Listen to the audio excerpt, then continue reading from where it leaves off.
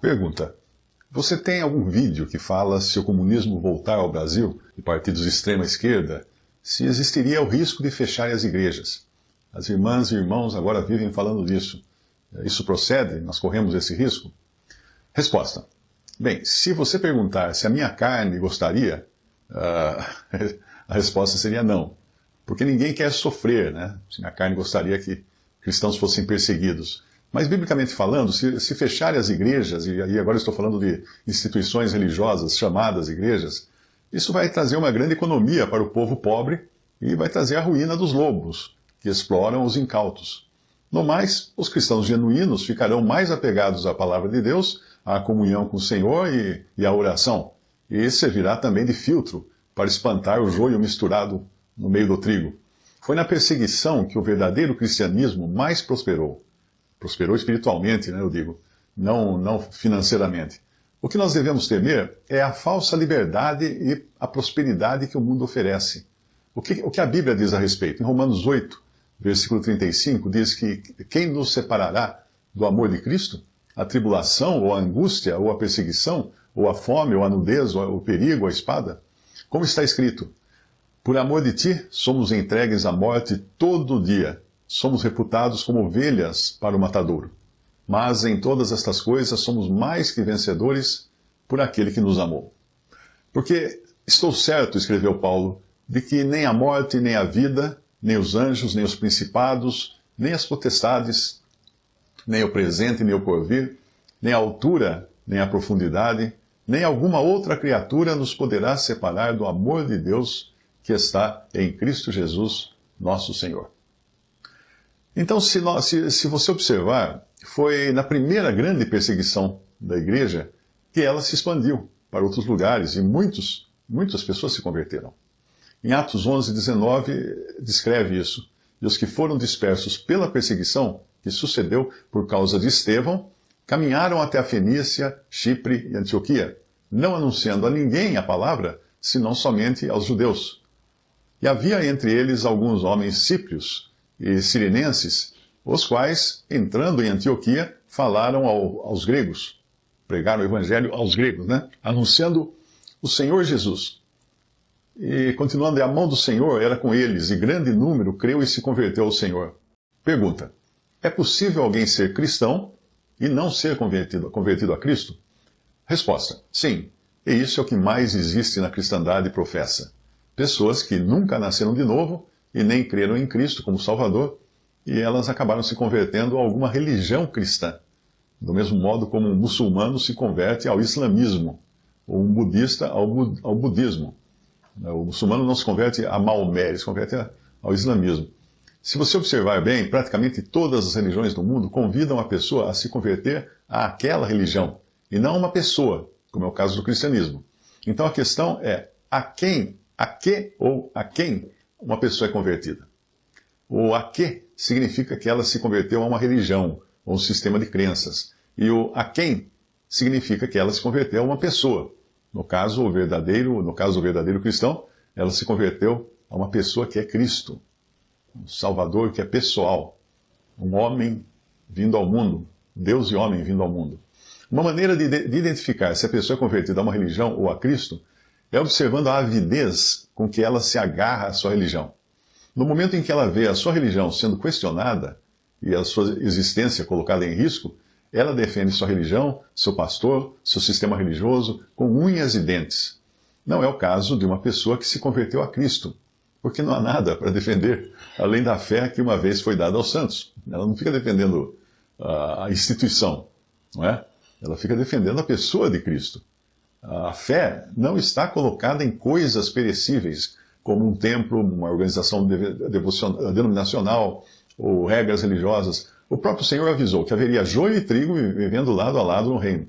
E isso inclui a esfera da cristandade professa. Algumas pessoas têm verdadeiro horror de ouvir falar em cristãos congregados somente ao nome do Senhor Jesus, sem precisar de uma estrutura denominacional, sem precisar de clérigos, templos, banda, etc. E isso faz com que elas se sintam ameaçadas. Pois caso elas tenham se convertido a uma determinada denominação, onde ficará a sua segurança se as denominações desaparecerem, né? Por isso que alguns defendem com unhas e dentes a sua religião, a sua denominação, o seu sistema. e não exatamente a pessoa de Jesus.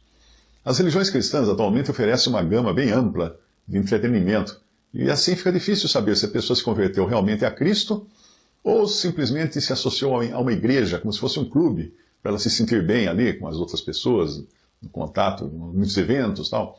Uma igreja é capaz de fazer com que a pessoa se sinta bem, igreja no sentido de instituição.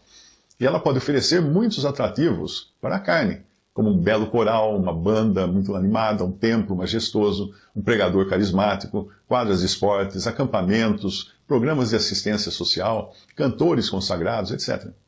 Quem congrega por causa de alguma outra coisa que não seja a própria pessoa de Cristo, deve avaliar se algum dia realmente buscou em Cristo, e não na religião, a salvação, ou apenas adotou uma religião para sentir-se bem. Pergunta: por que Jesus nunca disse nada do arrebatamento? E por que nós temos que acreditar no apóstolo Paulo em coisas que nem Jesus falou?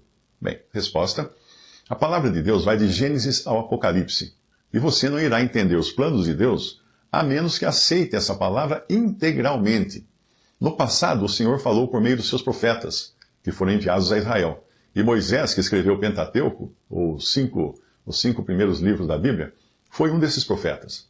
Então Deus falou, depois disso, há 2000 anos, Deus falou numa pessoa, o Filho de Deus encarnado. Veja o que fala em Hebreus, capítulo 1, versículo 1.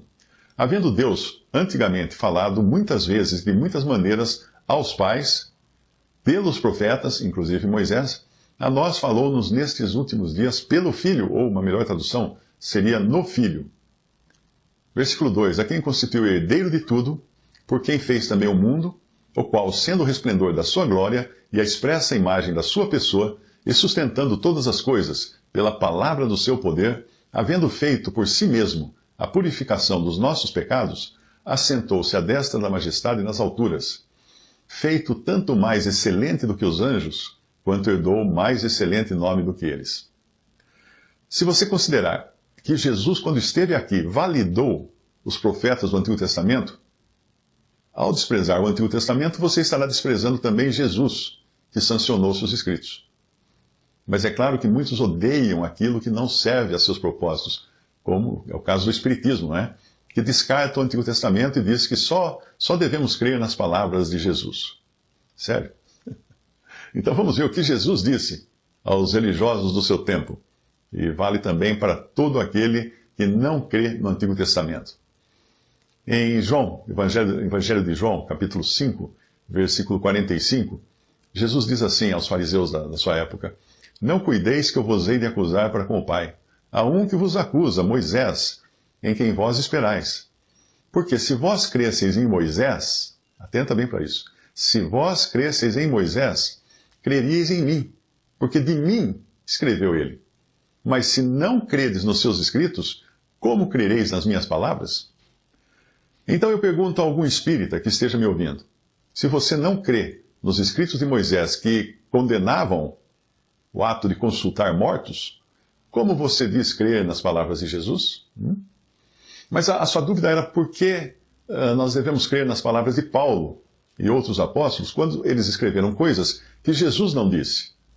Devemos crer por causa de uma ordem do próprio Senhor Jesus, que ele deu nos evangelhos. Essa ele escreveu sim, ele disse sim, Em João 16, versículo 7, ele falou: todavia digo-vos a verdade, que vos convém que eu vá, porque se eu não for, o Consolador não virá a vós.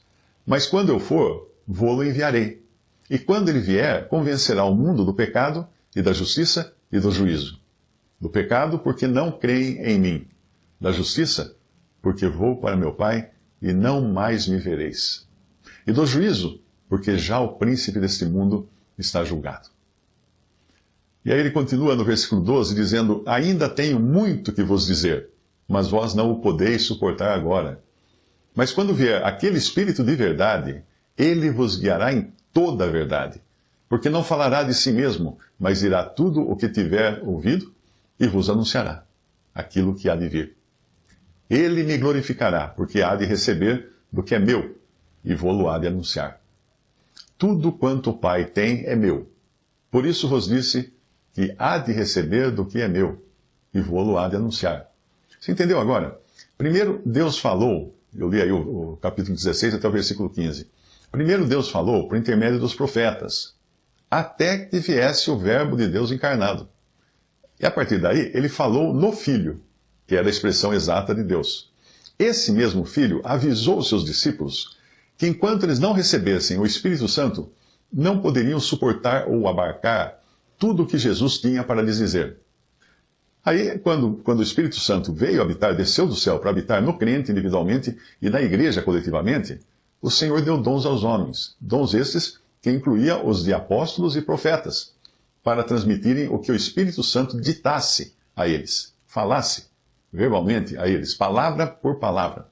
Foi então que os mistérios que estavam ocultos em Deus, desde sempre, desde a antiguidade, desde a eternidade, foram revelados a esses apóstolos e esses profetas da igreja, coisas às quais nem os profetas de Israel tiveram acesso. Por isso você encontra apenas nas cartas apostólicas muitas verdades que nunca antes tinham sido reveladas. Entendeu agora? Pergunta.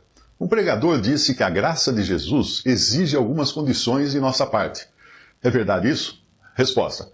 É melhor não convidar o tal pregador para o seu aniversário, porque junto com o presente ele vai apresentar a você a nota fiscal de quanto ele pagou e exigir que você pague o presente. A palavra graça significa favor imerecido, e ela é oferecida àqueles que estão conscientes de não ter nada para oferecer em troca.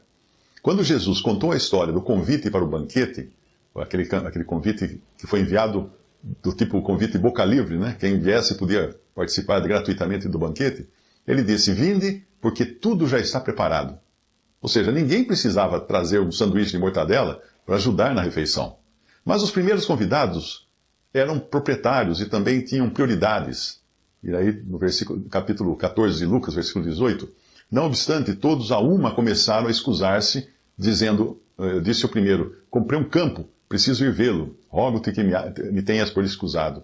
O outro disse, comprei 5 juntas de bois e vou experimentá-las, rogo-te que me tenhas por escusado. E outro disse, casei-me, e por isso não posso ir. Então é dada a ordem aos servos para buscarem quem não tem nada, aqueles que não têm campo, não têm esposa, não têm fazenda, não têm dinheiro, quem não tem nada para oferecer em troca. E aí no capítulo 14, versículo 21, continua assim, voltando o servo, tudo contou ao seu senhor. Então, irado, o dono da casa disse ao seu servo, saí depressa para as ruas e becos da cidade, e traze para aqui os pobres, os aleijados, os cegos e os coxos. Depois lhe disse o servo, Senhor, feito está como mandasse, e ainda há lugar.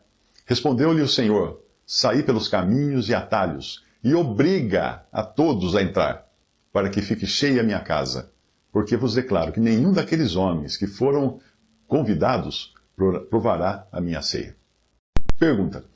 Como conciliar Romanos 13, versículo 1? Toda alma esteja sujeita às potestades superiores, porque não há potestade que não venha de Deus, e as potestades que há foram ordenadas por Deus. Como conciliar isso?